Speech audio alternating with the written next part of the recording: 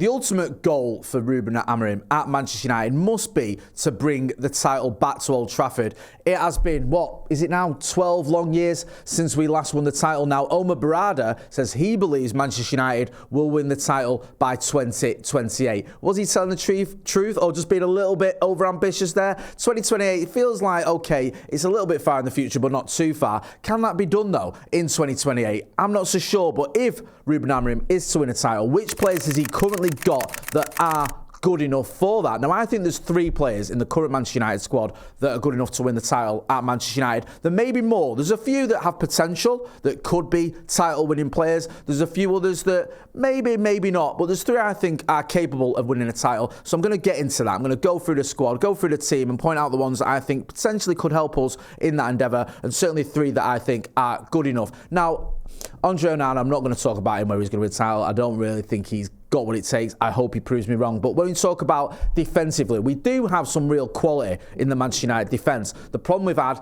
as always happens at Manchester United, is injuries. We've had so many players missing this season in particular with injuries in that defence. It has been a conveyor belt, or a merry-go-round, I should say, of players in and out of that back 3. There are some players, though, I think are good enough. Now, Lisandro Martinez on his day is good enough to win a title. Do I think that can happen for him? A lot depends on injuries. Let's not forget, of course, he's missed a big chunk of his United career through injury and was just getting back to his best, back to that sort of form we saw in that first season under Erik ten Hag before he got injured again this season. So him, I'm not so sure about. I think injuries might do for him. Lenny Yoro, in terms of talent, I've seen fewer defenders at that age who are as talented as Lenny Yoro. He reminds me of almost a young Wes Brown. But the problem Wes had wasn't that he wasn't good enough. It was the injuries scuppered his United career a little bit. Now, that might sound ludicrous for a player that won multiple Premier League titles and 2 Champions Leagues, let's not forget, setting up a goal in the Champions League final as well. But there's also always that feeling, Wes, that he should have played a few more games than he did. I think he played about 274 games, something like that, for Manchester United, and he could have played many, many more. He was one of the most naturally gifted defenders I've ever seen at the club, and he should have played alongside the likes of Rio Fernandes. Well, I don't even think Nemanja Vidic would have been signed had Wes played as many games as he could have done. I think we could have been talking about him in the same breath as Rio Fernandes and Nemanja Vidic and players like that.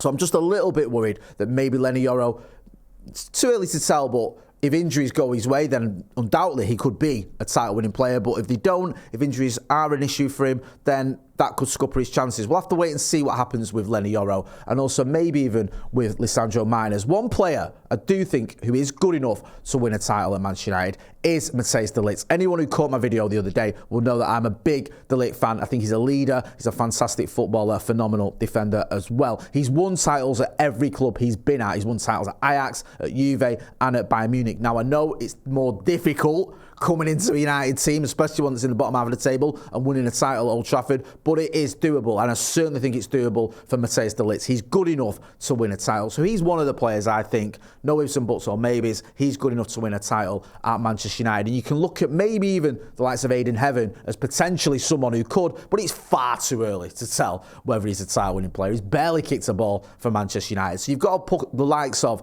Yoro and Heaven in the sort of potential category, and someone like Lisandro Martinez, I'd probably look at him and go, if he stays fit, then who knows? But I think in terms of Matthijs de Ligt, he's certainly good enough to win a title at Manchester United. When I look at the midfield, again, there's some potential there. Kobbie Mainoo is a player I absolutely adore, but he's been at the club now as a professional footballer for a couple of years in the first team. I think it's about 2 years. And he's missed a season, or the chunk of a season, I should say. So you have to wait and see what happens with Kobbie Mainoo when it comes to injuries. In terms of his talent, I think he's talented enough to win a title. I really do. But you can't just dismiss the fact that there has been a few questions about injuries, even some questions about whether United will look to offload him, because he's one of the few players we've got who could bring in a decent amount of money, and obviously it'd be pure profit. Now, I think we need to keep Kobbie Mainoo. I think he's a phenomenal footballer, and I think if he stays fit, he'll win a title. But I think we have to put him in the sort of potential category because of the issues I've mentioned around injuries and just his age as well. And we're still waiting to see how he perfectly fits into a Ruben Amorim system. Is he going to be an 8? Is he going to be sort of almost a 6? Is he going to be a 10? Which is where I think he might actually end up playing. We still don't know. So it feels like there's too many ifs and buts and maybes when it comes to someone like Kobbie Mainoo. Although I'm not for 1 minute saying he's not capable of winning a title. Of course he is. I look at a player that came into this side in was it November 2023 that he made his debut, Premier League debut at Goodison Park? Only 18 years old at the time. By the end of that season, he's a regular in the United team. He helps as well in his first season, Manchester United, winning FA Cup, scoring a goal in the final, becoming player of the match as well, up against the likes of Rodri as well. You can't ignore that, Rodri and Kevin De Bruyne, and it's the man, Kobbie Mainoo, who's the man of the match. Then he goes to the Euros with England and ends up playing in the final. So the sky's the limit for this kid, and I think it just depends on him staying fit, and obviously Manchester United keeping hold of him, because there are some rumours that maybe his future lies elsewhere, although I hope they are just that, rumours. Bruno Fernandes is a player, you don't need to talk about potential. He's one of the best midfielders in the world. He really is. And it always amazes me there's ever a debate going on with Bruno Fernandes. Is he good enough for United? Is he part of the problem at Manchester United? Is just some of the ludicrous arguments I've heard being made in the past. Bruno Fernandes would fit into any team in the world, and he would win titles at any title-winning team. You could put him in this Liverpool team now, who unfortunately are destined to win this title this season, and he'd fit right in. He gets into their team. I think if Arsenal had him in their team, they'd have a better chance of winning a title. So Bruno Fernandes is a player I think can definitely be a title-winning player. The other question is, are United going to be good enough to win a title with him in the squad? Is he not going to be too old by the time United have finally got our act together and are challenging for the Premier League title? I'm not so sure. I think he can be part of a title-winning team. I think Bruno Fernandes, you look at his injury record, look at his fitness levels, he's a player that can play into his mid-30s at least, because other midfielders have done that. Other midfielders have been around in their mid-30s, and they haven't been nearly as fit and injury-free as Bruno Fernandes. So I think he can. Also, the reason I think Bruno Fernandes could end up being part of a title-winning team is he can adapt. Bruno Fernandes has played in a multitude of positions. He's played as a false nine. He's played as a deep line midfielder in a 6 role. He's played as an 8. He's played on the wings. I saw it many years ago with someone like Ryan Giggs. Talented footballers can adapt, right? Ryan Giggs started off as a winger that ran down the wing, got chalk on his boots and whipped crosses in. By the end of his Manchester United career, he was almost like a deep line midfielder. Look at Paul Scholes. He went from someone who was a midfielder who would get into the box and get you loads of goals, where towards the end of his United career, he became almost like that quarterback, dictating the pace of a game with his passes and picking passes out. So I think Bruno Fernandes can adapt as he gets older and can be part of a title-winning team. I'm 100% certain of that. He's got the talent, he's got the ability, and he's got the fitness to do that. We just need to make sure we have a team around him that is capable of doing that. We're nowhere near it yet. It is going to take a little while to get there, but I think Bruno Fernandes can still be around by the time we do get there. Who else is there then? Who else can be part of a title-winning team? Who do you look at and think, do you know what?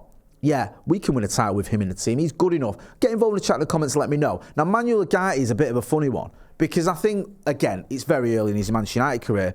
Could I see Manuel Ugarte being part of a title-winning team? I don't see why not.